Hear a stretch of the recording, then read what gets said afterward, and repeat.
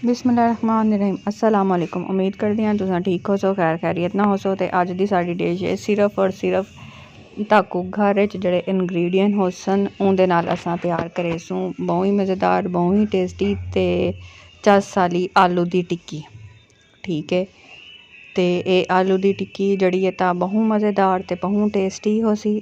IQOO बनावन किते जड़ा साकू boil आलू चाहिए। ठीक है, तुस अपने मुताबिक आलू गिनो। असा 1 किलो आलू गिदे ने उहदे च असा ये वसल घेन गिदे ने इंदे च असा प्याज वसलें दा पानी कड गिदे। जड़ा अनारदाना जीरा ते धनिया पाओ ते ये हल्दी। ठीक है भैया, इंदे च वैसी धनिया सब्ज़ नमक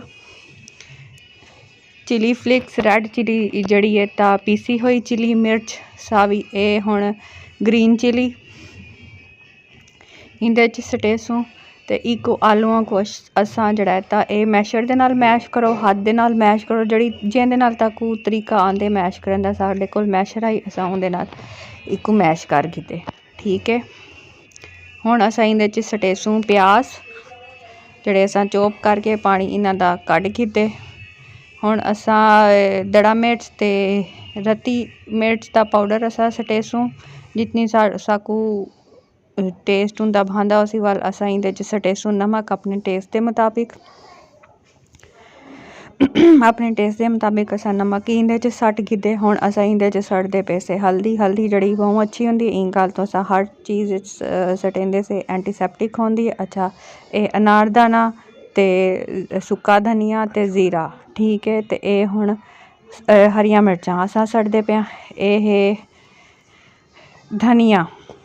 ठीक है, इको असां हुण अच्छे तरीके नाल मिक्स कर घिनसूँ।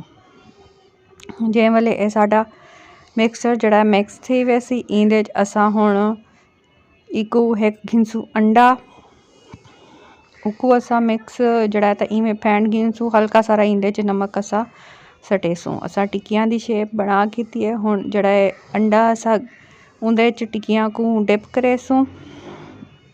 ऑयल असां इको असां शैलो फ्राई करने। ठीक है, डीप फ्राई क्या नहीं करना, शैलो फ्राई करेसूँ। असां अपने तवा घिनो फ्राई पैन घिनो असां तवा गिदे शा इवें तुसां अपनी टिक्की पकड़ो उको अंडे च डिप करो, एक डुबकी लवाओ अंडे च ते इको असां तुसां तवे उत्ते रख के शैलो फ्राई कर गिनो। ठीक है, एक तरफों पक वंजे ते बई इंदी साइड तुसां चेंज करनी है। ठीक है, लेकिन ये ख्याल करना है कि तलों सड़ ना वंजे, भाप तुसां बिल्कुल हल्की रखनी है।